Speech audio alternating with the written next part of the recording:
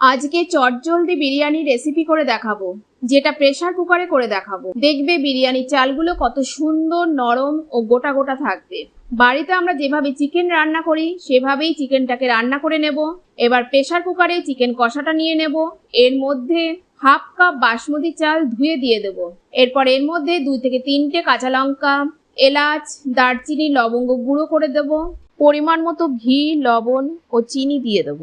এবার চালের পরিমাণের দ্বিগুণ ঈষৎ উষ্ণ গরম জল দিয়ে দেব। ভালো করে মিশিয়ে নিয়ে ঢাকনা দিয়ে প্রেসার কুকারে 2টো সিটি মেরে নেব। 2টো সিটিতেই চাল পারফেক্ট সেদ্ধ হয়ে যাবে। এবার প্রেসার কুকারটা ঠান্ডা হলে কুকারের ঢাকনাটা খুলবো।